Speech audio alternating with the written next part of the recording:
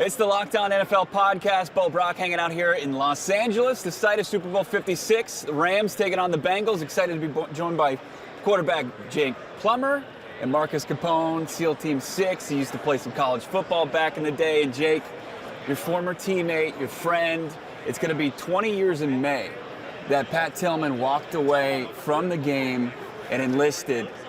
Tell me what it was like back then, how you found out, and the impact it's made ever since, nearly 2 decades. Yeah, I found out before he made the decision that he was considering it and was asked to, go talk to him, try to change his mind. I'm like, I'm not talking to Pat Tillman about changing his mind. If he's got his mind made up, that's what he's doing. So I wished him well and hugged him, told him I love him, and hope to see him again. And sadly enough, he didn't ever get to finish up his duty and come back. I mean, he was back a little bit, and we'd hung out a couple times. And just a little bit about Pat. He called me before he left for his last trip to Afghanistan, and he checked in to see how I was doing. Like, hey, how you doing, man? Everything good? Because I've been through a big event in my life, and it's like, that's the kind of guy he was. He's leaving to go possibly not come back, which sadly enough he didn't. He's calling to check on his friends. And so Pat was a special guy.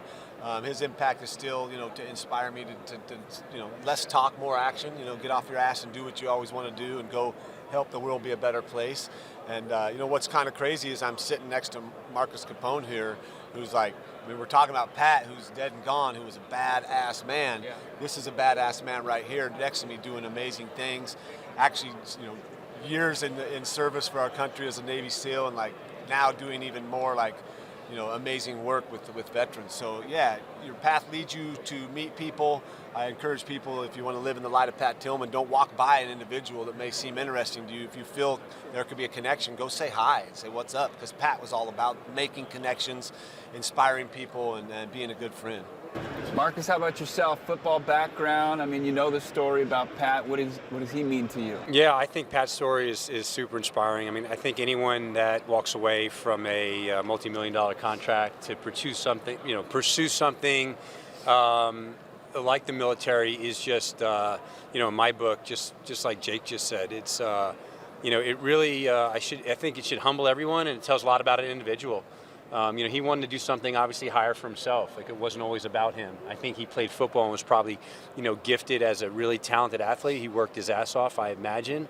But I feel like an individual like him and like myself and others who are called to serve, it's much bigger than you. You want to be around like-minded individuals and do something bigger for yourself. And if you're a patriot, you want to fight for your country, because the freedoms that we have here weren't. They weren't free, right? Our forefathers, they suffered for us to sit here today at Radio Row. Yeah, I feel like we're in the toy department and we're getting to talk about this game, but you guys are here for a very worthy cause, great cause. Tell me more about it. Yeah, Vets. So I co-founded a charity with my wife, Amber, Veterans Exploring Treatment Solutions. We're at vetsolutions.org. Like many NFL players and like many veterans, when you take off the jersey or the uniform, for some reason it seems like your mental health goes to shit, and it could be partly mild traumatic brain injury, it could be depression, it could be anxiety, whatever it is. That transition is very difficult for a lot of us, and that's where high-performing athletes, high-performing soldiers, that's why we're here together. So I had my own struggles. I found healing not through Western medicine. Western medicine decided to give me a lot of pharmaceuticals that I was on for 7 years straight. And I visited a lot of brain clinics, and I didn't have a lot of answers that said, you got something wrong with your head. I had to find healing outside the U.S.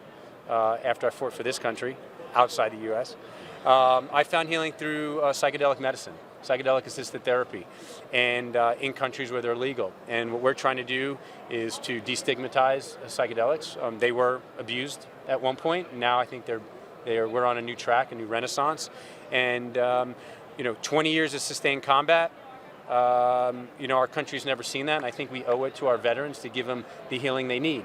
And if that's in a pill form, let it be it. If they have to go outside the U.S. to find healing like I did, so let it be it. But why don't we take those medicines and bring them back here in the U.S. and allow access right here. And you can visit vetsolutions.org, getumbo.com. Jake, you're wearing the shirt. It's just a company that you're involved with. Yeah, it's centered around functional mushrooms. Right now psilocybin is illegal. federally. It's been decriminalized in Denver. My business partner Del Jolly helped that happen so that there could be some physicians-assisted therapies using that beautiful mushroom to help some people find some relief from whatever they are going through. And as you hear Marcus talking, as I was listening, I was thinking if Pat was alive right now, he'd be one to sit right next to this dude and dive in and go, well, dude, who are you? What did you do? Tell me more, And so as we were looking at a guy who was on his, not his last rope, but damn near there, not living the life, had fought for our country, was down and out and considering ending it, to see him now and see what he's doing and what he's doing for so many people. I mean, that's where the real work is. So Umbo, as we're going to get into the industry of mushrooms and selling bars and functional powders, all legal but all good to help you with your health and wellness and optimize your performance as a human, we're going to help fund some research so that we can continue to serve our country by sending the vets down to find relief, giving them an opportunity to live and enjoy life. Yeah, Jake. And just to caveat, so what we're doing at Vets, after my treatment 4 years ago, we have now funded over 450 special operations and other combat veterans to go outside the U.S. and receive the same treatment. And we're working on research now, as Jake said, they're going to support some of that, and we're working on a lot of advocacy work, so federal and state. Lawmakers. Did you ever think it was going to look like this? I mean, as far as maybe helping you on the path was going to be something that resembled Umbo, just something in a pill form or something in a bar as well? We have a bar, gummy and pills, capsules, but we're just trying to provide the highest grade powders out there because it's a new industry and anybody can go put little mushrooms in some powder and call it a mushroom powder when really there might not even be enough to really benefit you. We want to give people a chance to really feel the benefits of this wonderful kingdom of fungus. And if we can help with an organization like Vet Solutions that's doing some amazing work, that's what we're all geared towards is creating a better world, whatever we can do, one person at a time or whole groups at a time, and share that information and, like Marcus said, advocate and educate people on what's really out there. Our mission is to end veteran suicide, and so, still upwards of 20 veteran suicides a day. It's not cool. It's not okay in our book, and so we're going to keep driving forward to make sure that doesn't happen on my watch. Absolutely. Let's get into a little football discussion. Both of you guys, football background. The organization you were drafted by in the second round. Some interesting storylines coming out of there from their franchise quarterback now, Kyler Murray. Are you up to speed as far as what's going on? I'm sure a lot of people, if they looked at Jake Plummer's screen time, would be envious. It's probably like 15 minutes compared to a lot of people who are in the hours. Do you understand what's going on with Kyler Murray? I don't dive into the rabbit hole that often, but I get little bits of information fed to me, and Mike Silver kind of filled me in on what was happening. Mostly it's just, it's the new generation that we're dealing with, that kids that have been on these devices, that's how they communicate. So I don't fault him for, I guess, unfriending the Arizona Cardinals on social media, but I just think if he has an issue, the best thing to do is to go talk to Mike Bidwell. Mike's a guy that was around when I was there. He had lunches with me where we'd go and we'd talk about what could we do better. He'd ask me, what can we do better as an organization? What should we do for the players? And I would tell him straight up how I felt. So there was an honest, good, trusting relationship there. And if you're the face of that franchise, then go make sure that relationship's there. Don't go through your dad or your mom or your agent or your other. Go face to face with the person that's signing your checks and say, hey, I don't like what's going on here, or hey, I would like this. And if you mean something to them and they understand your value, then they'll do it. But if you just do it passive aggressively through social media, I think it's kind of a weak attempt at standing up like a man. Yeah.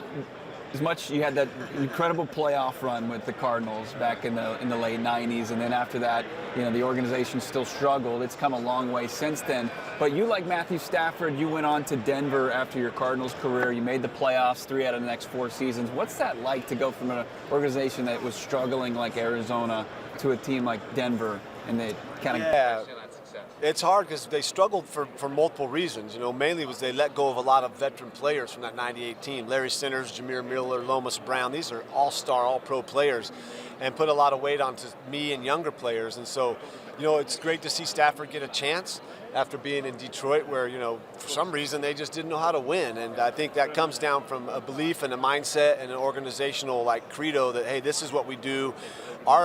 success is about our players, because if not for players, there'd be no game. And so if we make sure the players are taken care of and they're happy and they got everything they want and they go out and they feel comfortable here and they can perform, then good things happen. So going from Arizona to Denver, for me, I mean, that organization in Denver was, Mr. Bolin didn't care about anything other than how you treated people that couldn't do something for you.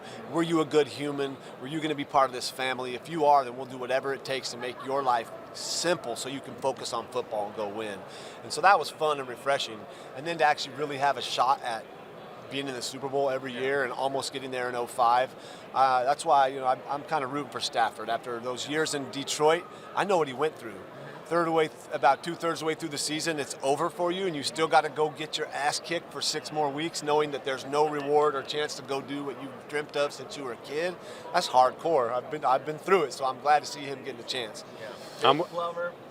No, good. I'm with Jake. You know, I think Stafford deserves a chance at the title, and Burrow's got a long time ahead of him. So, you know, and Way ahead of schedule. yeah, he's good. Here too. It's a pretty incredible run from the Marcus Capone, Jake Plummer. Check it out, vetsolutions.org, and of course, getumbo.com. Thanks, gentlemen. Thanks for having me. Thank you. I appreciate it. Yeah.